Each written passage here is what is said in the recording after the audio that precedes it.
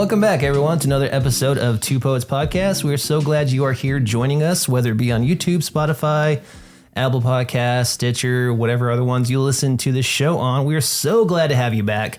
Another crazy week, right? Yes, very crazy week.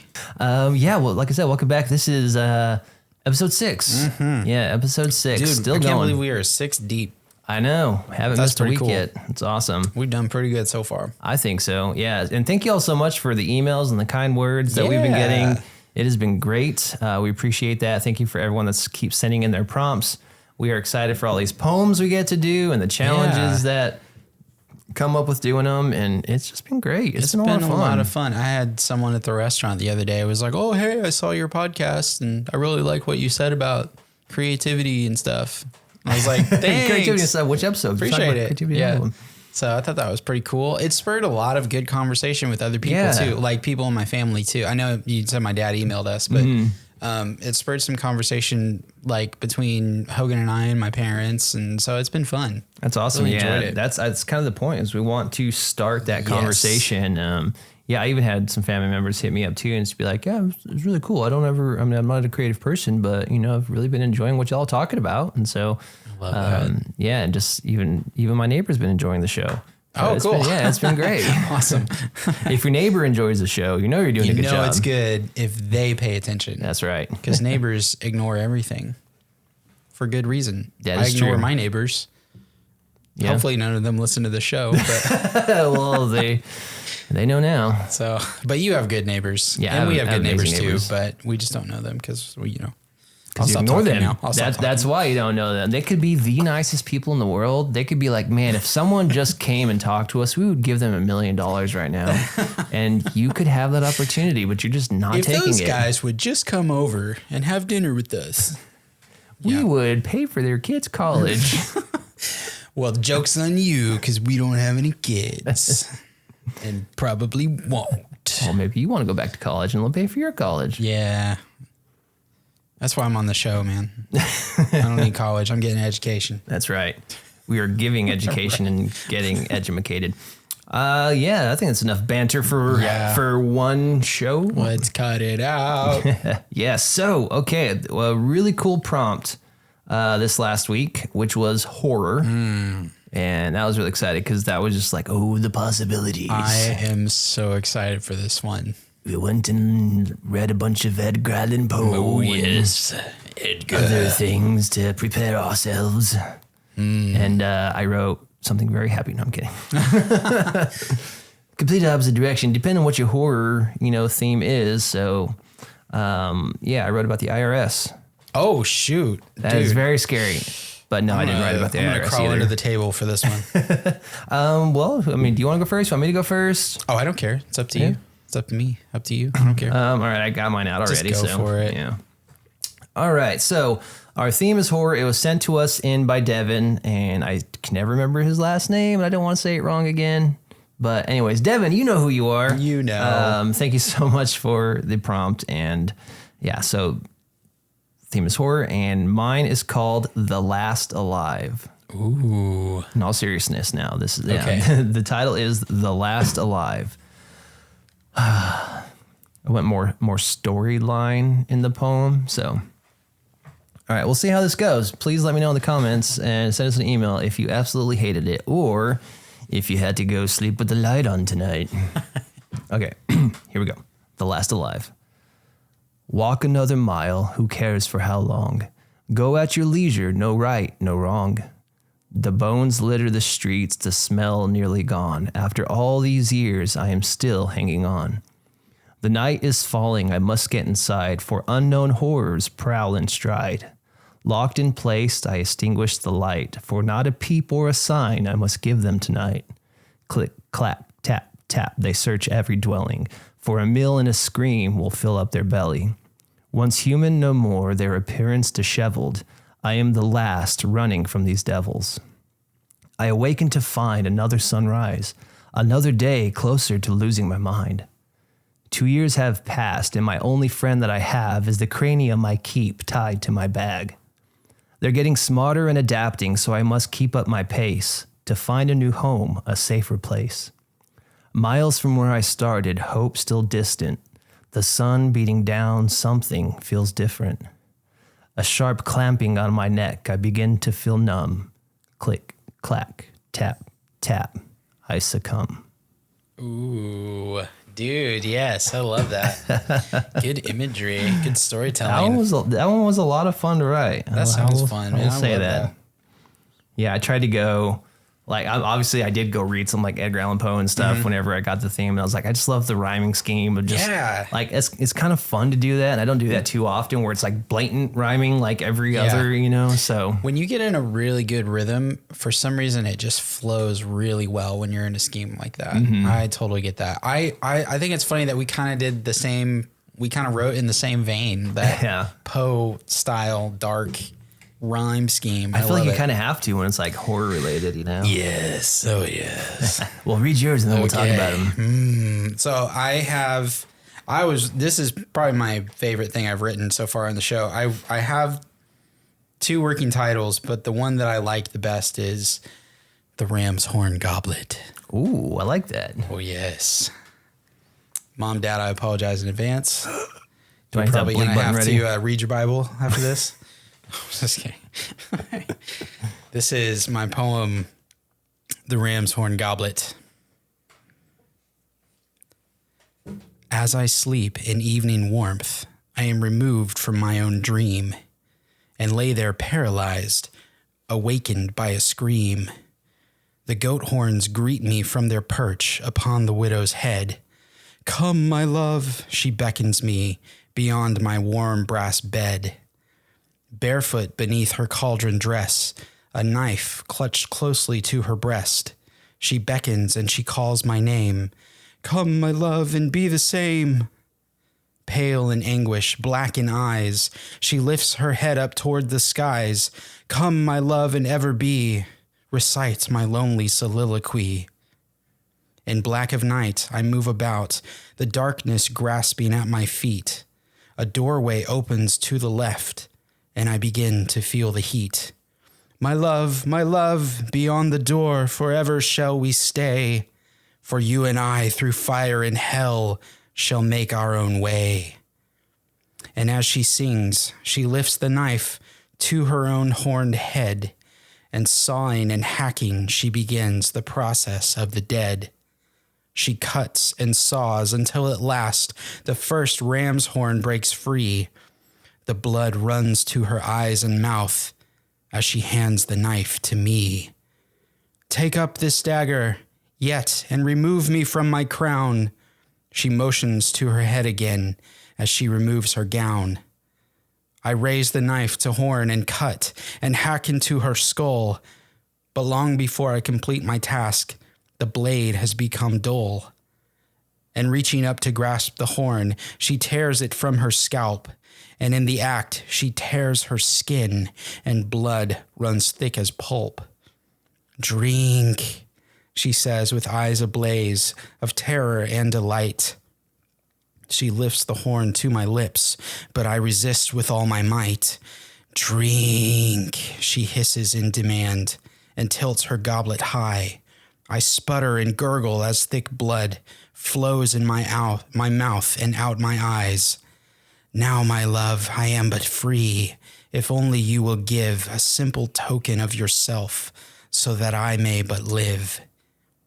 And with both horns, she rears back and flails them deep into my chest.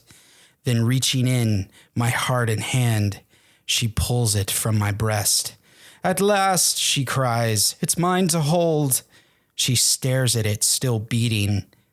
And to my lips she brings my token, forcing me to eating. And she recites, an eye for an eye, a heart for a heart, the ram's horn goblet filled. Nary a drop was ever wasted, nary a drop was spilled. Drink deep, eat well, for no other shall ye taste. In heaven shall I forever dwell, to purgatory shall you haste. And before my eyes she stood transfixed, an angel in holy splendor. Just as she was changed, I was as well, becoming death's vendor. And in my terror, I felt a pain beyond my knowing. As horns thrust through my skull, my green eyes turned black and glowing. In beauty she stood, and in pity she said, I'm sorry for this forsaking, but a heart so pure compared to mine is only for the taking. Never did I see her again, though every day I lament her.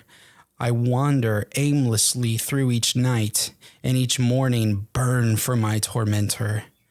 I search and search the world over, looking for my prey, someone to take my place in anguish, to carry my burden away.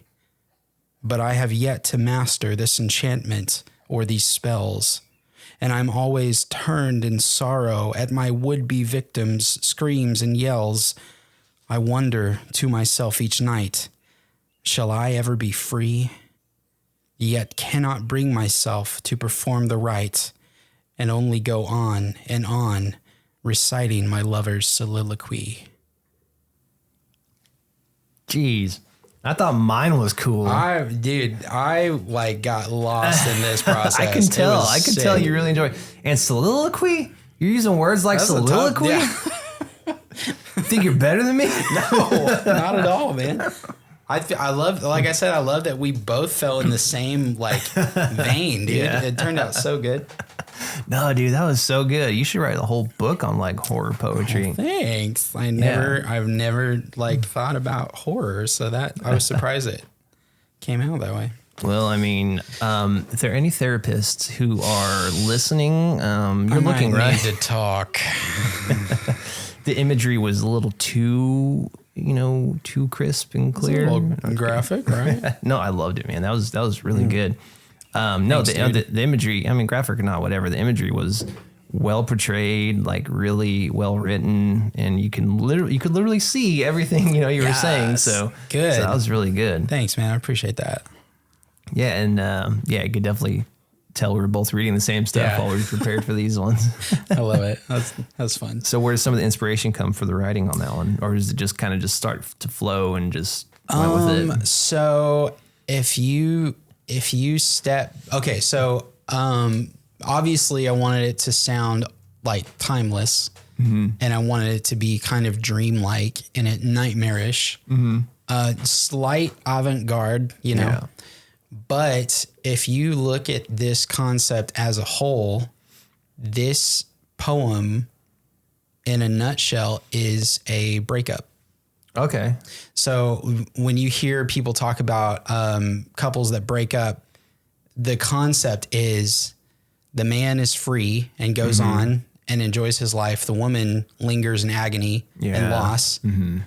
After a certain amount of time, she processes, she works through it, and then she becomes free. Mm-hmm. After a certain amount of time, he starts to think and he starts to wonder and he starts to get lonely, and then he goes on living in agony, regretting what he lost. Wow, yeah. So that was kind of the concept, was I wanted to take that and just she is tormenting him by just moving on and stepping into freedom, and then he in that is realizing what he lost, and now he's all he can do is lament, and now he's cursed and he's stuck with all the guilt and all the terror, I love that. So that's awesome. I thought it was fun. Yeah, it's a really cool way to look at that, the breakup. Because I didn't picture that at first, but then as you're kind of talking about that, I was like, oh, okay, I get that now. It's just very more dark and descriptive, but I get that now. Yeah. Yeah, I just wanted it to be kind of and that I didn't intentionally, I wasn't I'm going to write about a breakup. Yeah. But it was how do you take the concepts of the shift, and then it just kind of, I just wanted it to be really nightmarish and old sounding, I guess. But yeah. The part where you talked about, you're starting to use the knife, but then the knife became dull. That line in there that you wrote. Yeah. What is the, what does that imagery represent? I don't know. I think in that sense, it's just just a visual for it. Because you have to have, I wanted it to be like, very descriptive and somewhat grotesque. And I like the idea of him, you know, I don't know. He's trying to like complete what it is she wants him to do. And then she just reaches up and just rips it off. You know, I just wanted the imagery of like flesh and blood and, you know, like startling concepts of, you know, I don't know. I just thought it was, I don't think it's not like it's an overall concept and I don't think it's a line by line kind of a, like this represents that. This, yeah. But it's just more of an overall concept. And then, it's just a visual, like a really visual nightmare kind of a nice thing. So a nice fever dream. Yeah. Fever dream is great. Nice. And the kind of the take on the horror with mine, I kind of wanted to do was like, one thing that's also kind of terrifying is being the last person alive, like in the world. Like if you were the last person to be alive and there's literally no intellectual thing you could have a conversation with, no one to share your feelings or bounce things off of. And then the only things that were living are these nightmarish creatures that once used to be human and that has succumbed to whatever it is that wiped this world out. And now they're on the hunt for anything living to feed themselves. Yeah. And it's like, to me, that would just be very horrific. It's very I Am Legend-esque. Yeah, you know? I was going to say, I was getting some I Am Legend vibes from that, and I love that. Yeah. Because to me, I Am Legend is one of those stories where I'm like, that just would be really freaky if you were literally the only person alive and like at night you cannot go out. You just have to like hunker down and just not do anything for the night because you can't make a single noise. Can't have any lights on, you know, nothing like that. Just that would just be very freaky to me. And then I wanted to put in there, it's like you survive for this long and then you've reached this new place and you think, okay, this might be better. And it's like, wait, something's different. They've adapted. That's it in a flash, you know? Yeah, I love that. That was really good. And and when you were reading that, that was kind of the thing. It was like, I Am Legends kind of feeling the loneliness of like, you're the sole survivor and you're having to like, you've got all of your routines and your stuff. And, you know, I love that. I think it's fantastic. And I had to do this like little morbid parts. Like my only friend is the skull that I keep attached to my hip of what once was the only person I like. Yeah, exactly. It's my Wilson. It's the skull of my former friend. I love it. That's so good. I mean, you gotta have some to keep you company. Yeah. Yeah. I did not know. So I Am Legend is a book. Yes. And I did not know it was written like in the 50s. Yeah. It's a pretty I didn't realize book. It was that old of a story.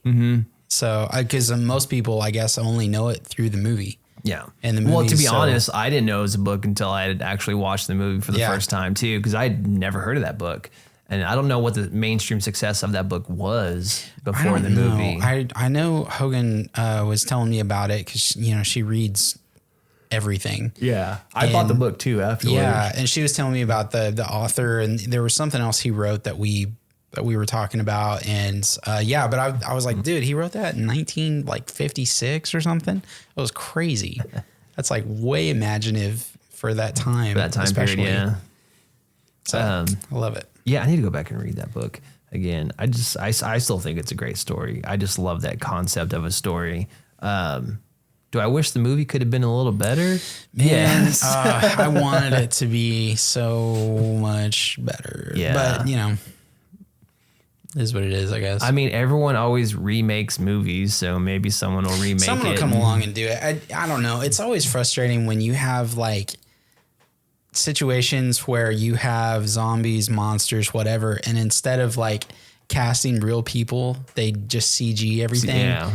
Cause like when you watch The Walking Dead, like it's so good because it's like real people, like they're all like dolled up in this crazy grotesque makeup and stuff. And that just adds so much more life to it. And when you see a CG image on a screen, doesn't matter how good it looks, it's CG.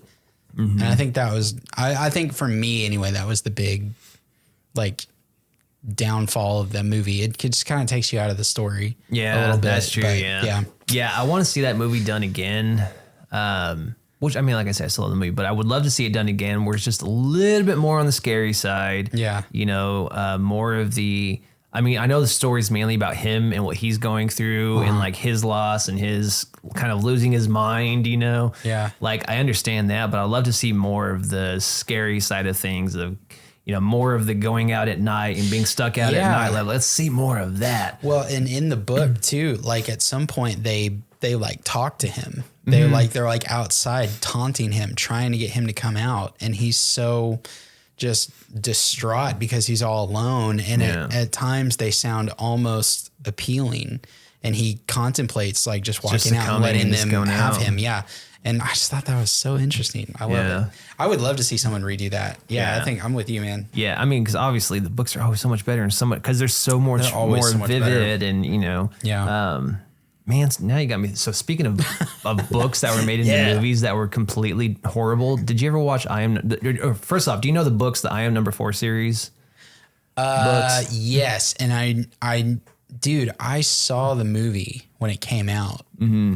And I could not tell you a thing about it. I don't remember anything about it. Because it sucked. Yeah. And I remember just being like, oh, okay. Well, like watching it. I don't even remember how old I was when it came out. Yeah, it was a terrible movie. It was nothing like the books. Like, I mean, the names, you know, they even changed some names, and like a lot of the story plot was just different. But yeah, it was just so terrible. And I love that book series, you know, and you know, that's just the worst thing, is when you love a book series and they finally come out with the movie and it's just like, what? I know. Like, I understand if you want the movie to be different than the book, because obviously you want to have that same feeling of when you read the book. Mm-hmm. You know, when you read a book, you get that excitement. And so you don't want to know everything that's going to happen in the movie. You kind of want that same feeling of, oh, interesting. Yeah. Oh, they took this twist on it. Like, that's fine. But do it good. Well, yeah. And I think a lot of times when they remake books or remake movies out of books, they do it with the thought that everyone already knows the story. Yeah. And so they just kind of brush past details just to get to the climax. But they always brush past the most fan favorite details. That's what everyone says about the Aragon movies, like the movie and the books. Hogan is like an avid fan. And when she saw the movie, she was just like, what the crap? What did they do? They're not even telling the story, you know? And I just, So I don't know why that's a thing, but it really is sometimes. Sometimes they just, for the sake of time, I think they just blow through stuff just to get to the end result. Yeah. And it's so frustrating. So if you are a director or somebody watching this podcast, I don't know why you would. Stop it. Yeah, first of all, stop it. And first of all, please remake I Am Number 4. I want a good movie out of those books. Yeah, please. I would love to see that. I didn't ever read any of the books. And so I'm sure when I watched the movie, I didn't even know it was based off a book. Yeah. So the books, I mean, there's like 20 books, but dang, I didn't even know. Well, it's one of those series that there's like, I think 10, I don't remember exactly how many are in the main storyline. And then there's like sub book, you know, sub book of this story and a sub book of this story, a novella of this story, you know, and so they're just all like these spidering of different stories, but there's like 8 to 10 books on the main line for all it's worth. Well, it's actually like a like collaboration. So it's a fake author's name. So it's Atticus Lore is the name of the author, but it's a collective of writers. It's like Hardy Boys. Yeah, exactly. It's like Franklin W. Dixon. Yeah. He's like 40 authors over 40 years. Yeah, it's like, how does this guy pump out that many books? Because it's not the same guy. He's so generationally adept. Yeah. But yeah, I mean, it would kind of be cool to be a part of a collective that wrote stories, but at the same time, it's like, I kind of want my name on things, but I know that would be the hard part, is like, I want to take credit for writing it. I don't want to ghostwrite something and then no one knows, you know? Yeah. I wonder how that works. Unless you just write for the sake of loving to write. Then, it's easy paycheck. Cause I guess like in that sense, it's probably like there's a formula. You just stick to the formula. You crank out the story. It's good. You know, I could see that being appealing. Yeah. I guess, if you're in it for the paycheck. If you're just a working writer and you want to do something, I guess. You can use that, I guess, to leverage and to like do your own thing, do your own book. Yeah. It's, and because you can tell authors or publishing companies like, hey, I wrote for this with this collective. Yeah, here's my book. That would look really good on a resume. Yeah, for sure. Yeah, leverage it that way. That's awesome. Awesome. Well, that's it for our poems this week. Thank you again, Devin, for the horror prompt, because that was a lot of fun. Great prompt. And I think we all now know what Ben's favorite genre is of poetry writing. No, Ben just has some really disturbed thoughts. That's true. Ben and I are going to have a long conversation after this episode. Yeah, so we're excited to see what we do for next week's prompt, which we'll let you know at the end of the episode. All right, so it's time to get into the meat of the episode, right? It. 25 minutes later. Don't you hate it when podcasts do that? This guy's just ramble. They're like ramble, and they're like 25 minutes in. They're like, talk about nothing. Now let's jump into it. We're not like those guys. But that's the problem with having kind of a two-parter podcast. Like the first half, just so everyone knows, the first half is about us writing our poems and then just talking for the first 20 minutes. Let's get that out front right now. And then the second half is, a topic we pick. So if you're listening for the first time, you're like, they talked for 25 minutes and then they're like, okay, let's jump into it. There's a reason why we do what we do. Who do these guys think they are? All right. So speaking of, let's jump into it. I don't know. What should we talk about this week, Ben? What are your thoughts? I am excited to have this conversation because I thought it would be fun to talk about the power of play. Right up my alley. Yes. Allowing yourself the freedom to play and have fun and not be a serious adult all the time. Because I feel like when you allow yourself the ability to just like let loose and go have fun, and whether it's like, playing a board game with friends or like going out in the woods and exploring or something like that, there's some freedom there that kind of unlocks other areas of your brain, because I feel like a lot of the time your brain is so full of everyday stress and everyday issues that you need a little bit of escape sometimes. Yeah. And I think that's really good. So I thought that would be fun to talk about. Absolutely. I was talking with my wife about this. Like, I don't remember the last time that I just had like a chance to just like play, whether it was like with a group of people. There was one time we went for a friend's birthday and we drove to Norman to like a big arcade, and they have laser tag and they had like all that stuff. And it was really fun because it was like a bunch of adults having the license to just go in and be kids. Mm-hmm. And I remember that. And unfortunately I was sick during that.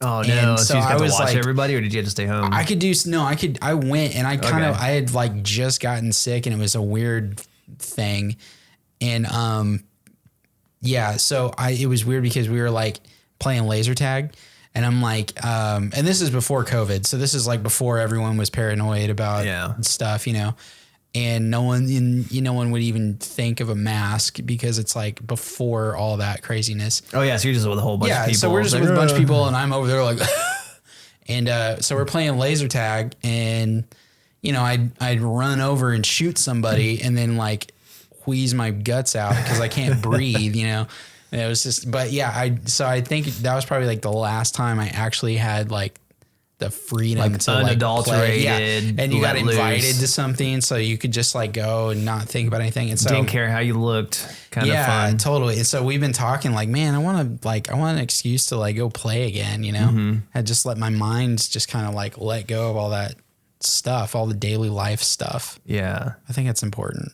No, I completely agree. I am a huge proponent of playing.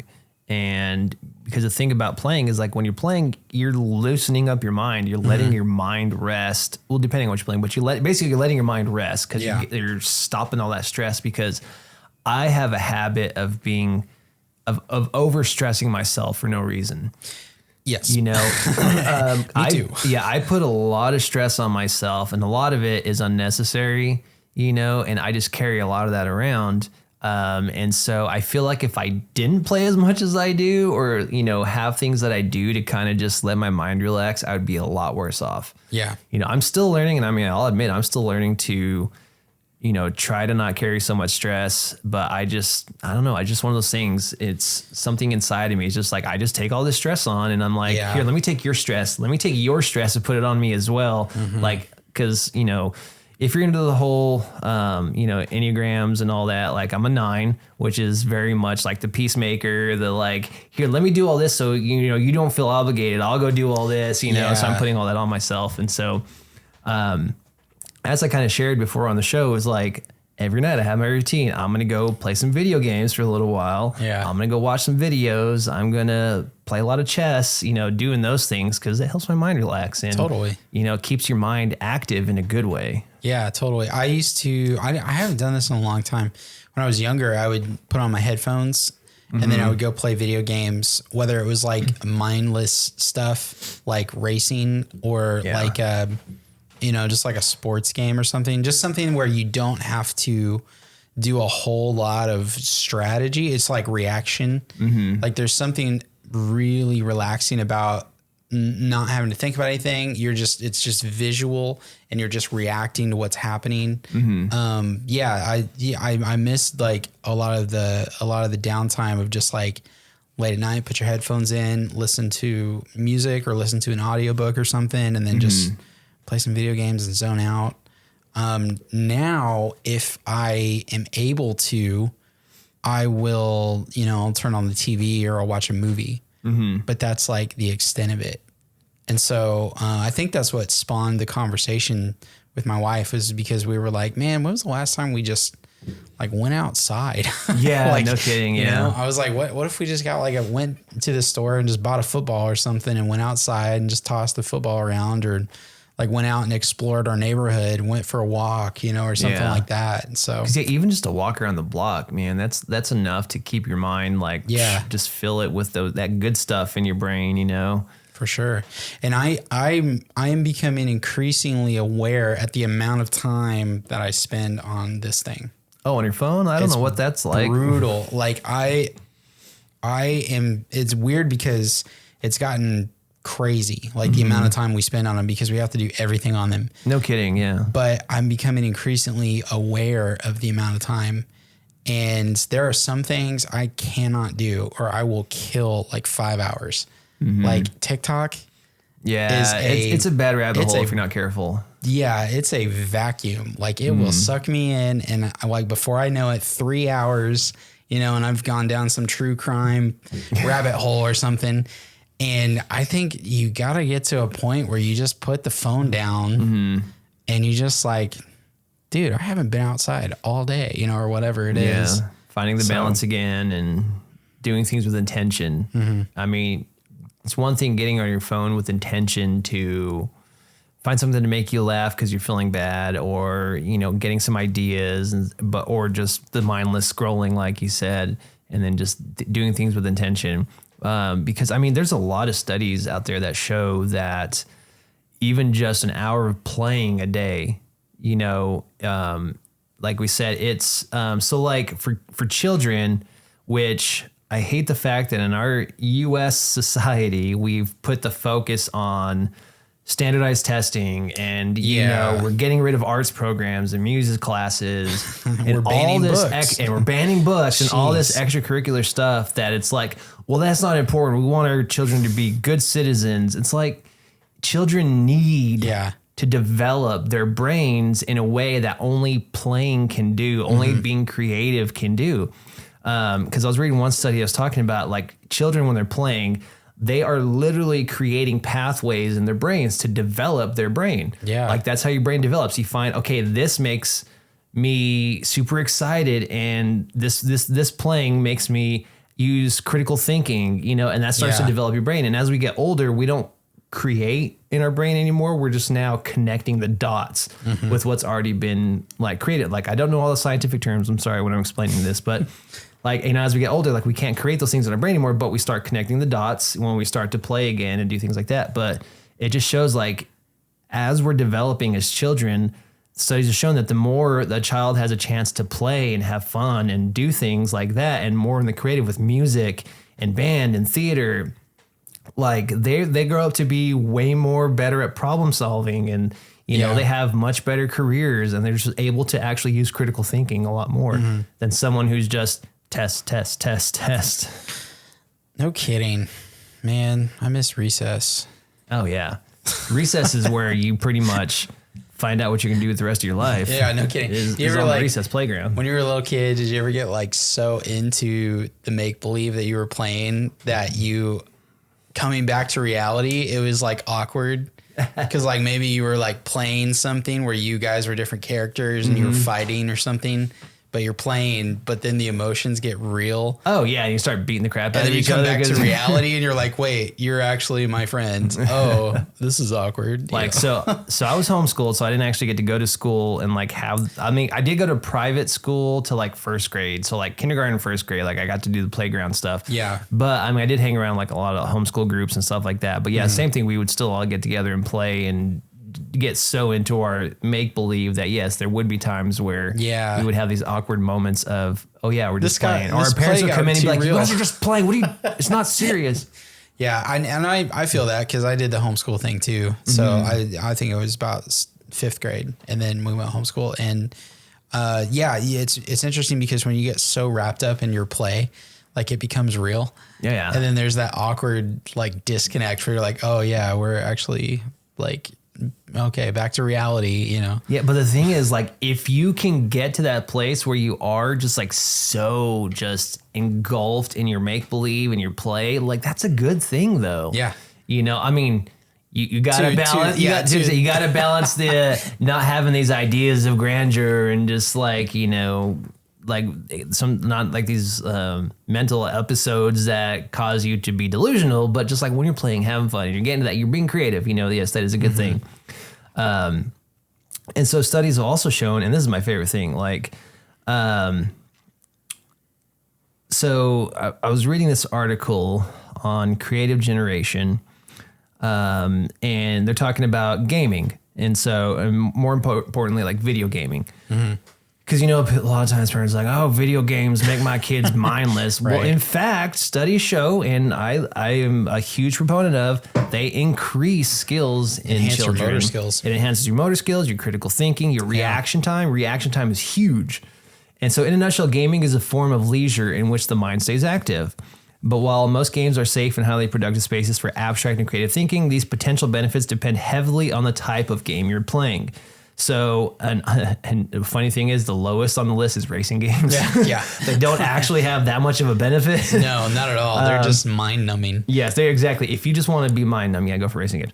So the number one game that helps with critical thinking, reaction time, and like all the good stuff for your brain are sandbox games. Okay. Now the term sandbox means it's a game that, like a sandbox, it's literally your imagination. You can do whatever you need. So like, you know how like some games, like you can only go to the levels. You can't leave certain parts of the game. Yeah. You know, like with Super Mario 1, you can only go left, right. Yeah. Sandbox games are games like Minecraft is the biggest sandbox game there is, which means go anywhere, do whatever you want. You want to destroy this building. You want to build a giant Donkey Kong in the middle of the jungle, go do that thing. You know, you want to go open world, kill some villagers, go do that thing. It's open world. That's what a sandbox game is. Okay. Sandbox is just the world is your sandbox. Have fun. Yeah. And so those are the type of games that you are forced to be creative. There's no rules. It's like Minecraft. When you start, like, have you ever played Minecraft before? I've watched a bunch of people play it. I've never actually played it. So for those who don't know, Minecraft is I've watched you play it actually. Oh yeah, that's true. So Minecraft is a game. You know, it's like a blocky game. And so it's a game where you can literally just build things. It's very huge with kids, adults, pretty much everybody. And it's a game you can literally the whole point of it is just build things. And so like in Minecraft, you literally just get dropped off in a world. Like you just appear like, oh, I'm surrounded by trees in this forest. You have no idea what you're supposed to do. Yeah. That's the best part about it. Something. You just walk over. Oh, I can punch this tree. Oh, wait, when I punch this tree enough times, it breaks and it gives me wood. What can I do with this wood? Oh, I figured out how to make an axe out of this wood. And then you start chopping things. Oh, I broke some stone. Now I can make a stone shovel. You know, so you literally just one thing leads to another, and you just start using your brain. You start being creative in what you can do. Oh, I kind of need a shelter. It's raining now, and zombies come out at night, and spiders come out at night, and I need shelter. You know, so the game literally forces you to think. Yeah. And so this study was talking about the benefits of sandbox games and like Minecraft most specifically. And they were talking about how it can induce creativity. And in this article saying there seems to be something about choosing to do it that also matters. And so they had two groups, and one group, they set boundaries on what they could do in the game. Like, here's your objectives. Oh, okay. And this other group, they said, have fun. No objectives, just go play. And they measured their overall experience. And they said those that had the objectives they had to do and more of the bounds of what they could do were less happy at the end of it. And they showed less creativity in what they were doing and less ingenuity. And the group that they said, have fun, they ended up doing these just like crazy builds and just having fun. And like their experience was way higher marks than those that had boundaries put on them. Yeah. And so I was talking about like when you were saying, when you can just go out, have that unadulterated fun, no boundaries, just go do it and allow yourself to have that fun. Like the possibilities that your mind goes through is huge.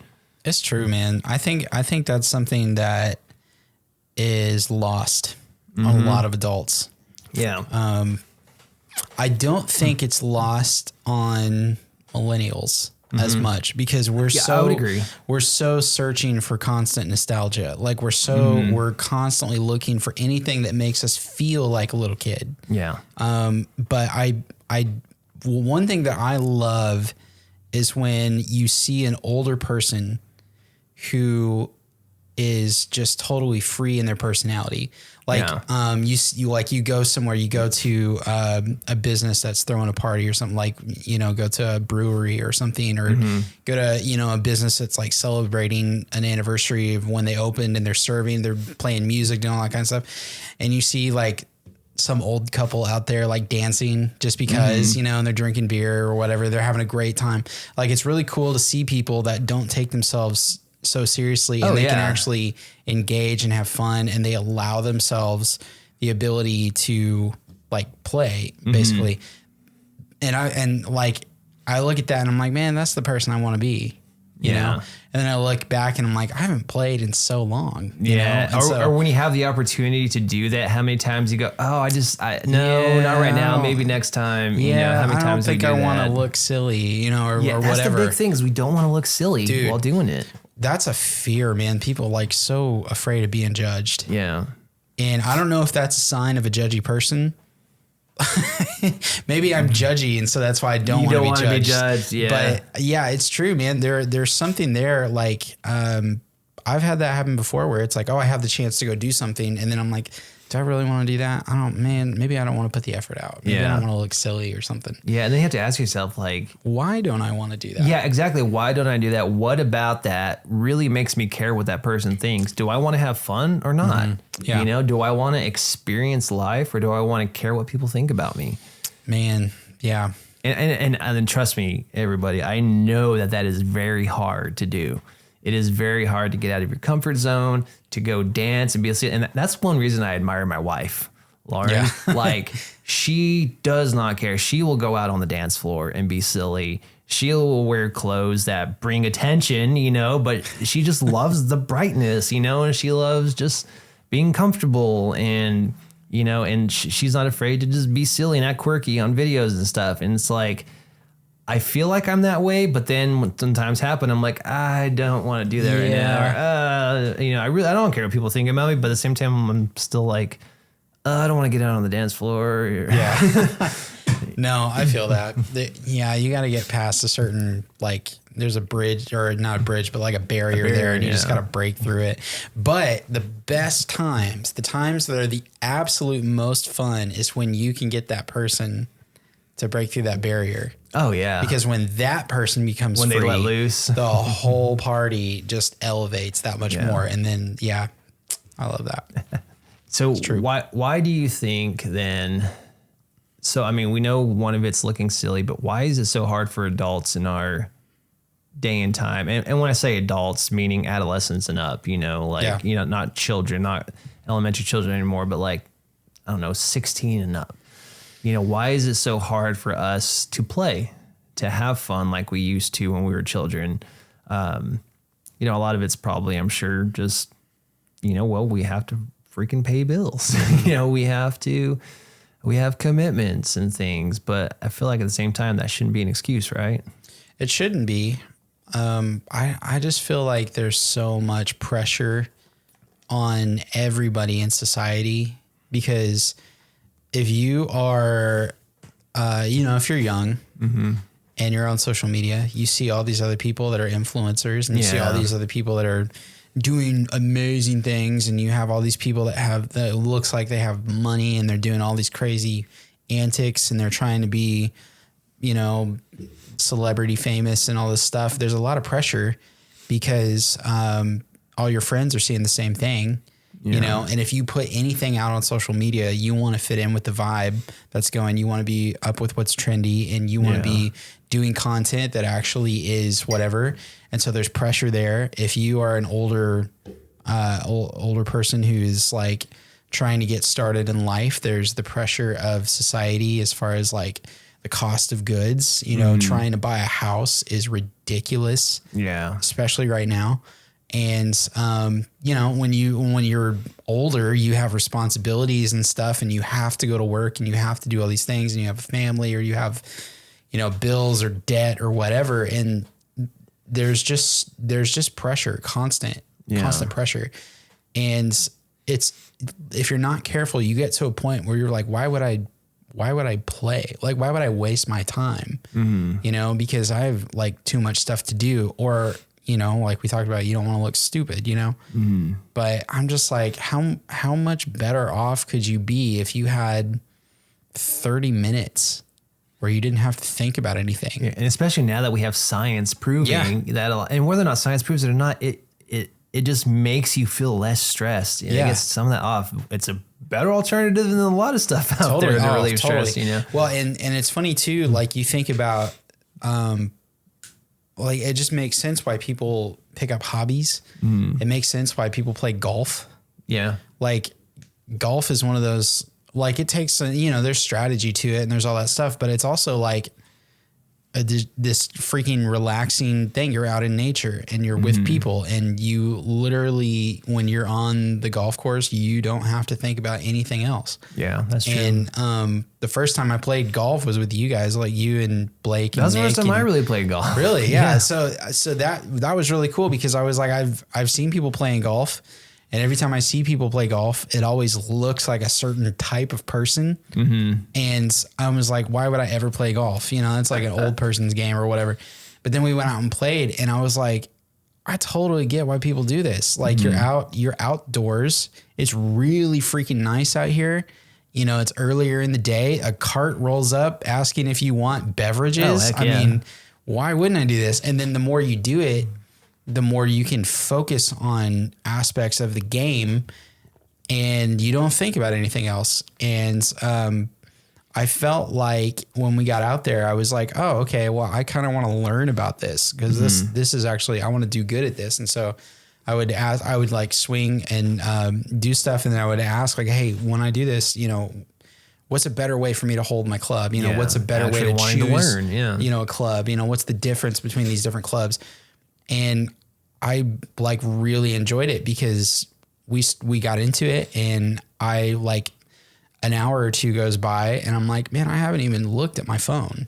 Yeah. I haven't even thought about like anything else, and yeah. And so I don't know, man. I think I just feel like people are so busy now, and they're so worried. They're so caught up in their stress, and they're so caught up in their routines of work, and they're so strung out over their worry about their debts and their bills and stuff. And I just wonder like how many more creative things would we see in the world if people allowed themselves to just chill out and go outside or throw a Frisbee or something. Go jump in that puddle when it's raining. Seriously, go run in the rain. Yeah. No, I agree. Yeah.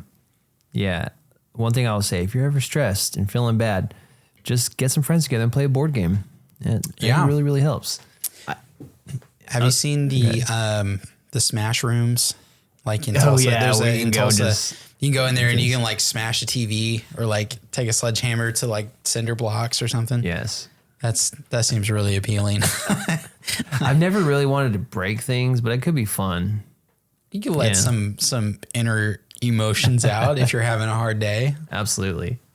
I love that. So we would encourage everybody, it's okay to play. It's okay to have fun. It's okay to find those hobbies or those things that make you use your brain in a different way, in a fun way, because once again, that's going to loosen up the brain. It's going to relieve some of the stress and leave more room for creative thinking, for creative ideas to emerge. Like me, my all-time favorite thing to do is to have people over and play board games. Like I was saying, like Ben knows, I have Ben and Hogan over a lot, and some other people sometimes, and like I have a collection of, I don't know, probably like 120 board games. Is that all? Yeah, it's a small collection. It's still growing, but I freaking love board games. Yeah. Like that's when I'm at my happiest, is when I'm with my friends and we're hanging out playing board games. That is when my brain is just like, whew, it is just full of joy and happiness and like, okay, I'm getting, I'm having some good thinking now. And find that thing. And like, here on the table, on the video that you can see, we have these Dungeons and Dragons books. That is another amazing way to have fun. That's Monster of the Week, another great role-playing game. But it's another great way to get into creative thinking, creative problem solving, is play some tabletop games, some role-playing tabletop games like Dungeons and Dragons. Find you a group, or go sit in on a group and watch them play. Yeah, seriously. You introduced us to it. Yeah. And I never knew what it was until we got into it. And then you started revealing the story. And I'm like, oh, this is not at all like I thought it was. Yeah. And that's most people's experience in play. Like, this is not at all what I thought it was. It's like I'm literally acting out a movie or something. Yeah. It was so cool. And the intricacies of the story, the decisions we all have to make, the characters that we build, that we get attached to. Yes. Yeah, man. I like when you introduced us to that, that was so much fun. And that was like a big eye-opening thing for us. Cause we, like, Hogan and I had never experienced gaming in that way. And we thought that was really cool. Yeah. Because you have to come up with the answers. You have to come up with, okay, what do you all do? Oh, wait, you're asking me what we do? Oh, I don't know. What do we do in this situation? And in that sense, there's no, like, you can do whatever you want. Yeah, there's no right limits. You have consequences. Yep. But you can do whatever you want to do. And so it just makes it so interesting. Yeah, and that's why I always recommend people, if you've never played Dungeons and Dragons or something like that, just get with the group, because you will find so much joy from it. And then just being able to use your brain for critical thinking and ideas, and just a social aspect, making friends, and just like everyone being together, coming up with all these great stories of adventures you had, and things you can remember for years to come. No, it's just a blast. Yeah. So please find a way. I'll say your challenge from us this week is to, spend some time outside, find something fun to do. If you have 20 minutes, go for a hike, run around your parking lot. Well, here's a good challenge. Spend your weekend trying to find a park that still has a merry-go-round. Ooh. I guarantee you it's harder than you think. The deadliest kid's toy ever made. But the most fun thing on the playground. Yes. If you can find a merry-go-round, then have a merry-go-round. Ooh, I see what you did there. Yeah, because it's a challenge in this day and age. Yeah. So there you go. Have fun. Your challenge. Have fun. Use your brain.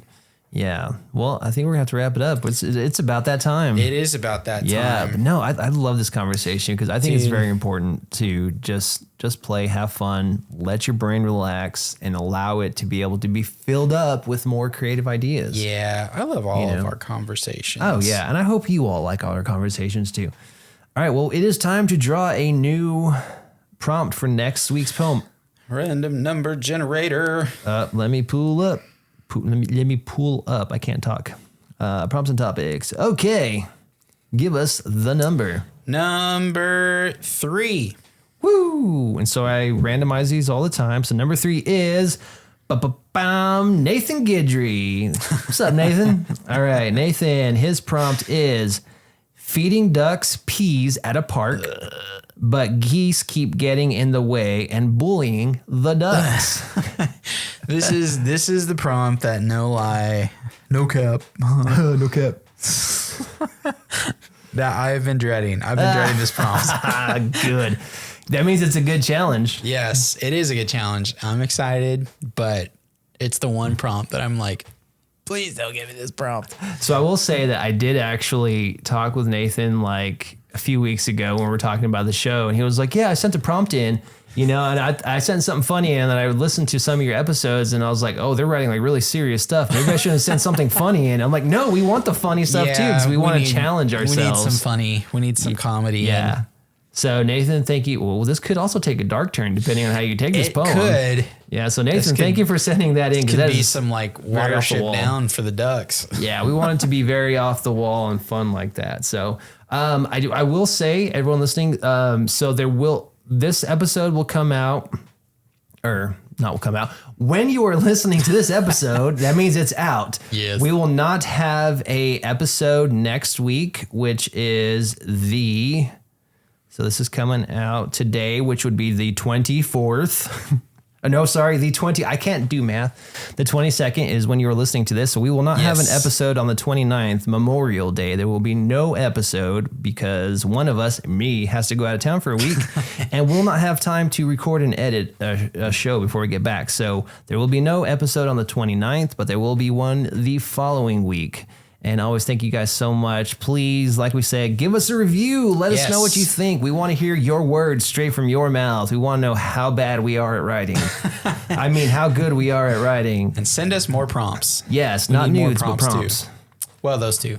Well, I mean, like Ben sends me too many, so. The ramen. Oh, yeah, noodles. That's what I meant. Noodles. What were you talking about? Every time I hear noodles, I always think of Kung Fu Panda. She had the noodle dream. The noodle dream.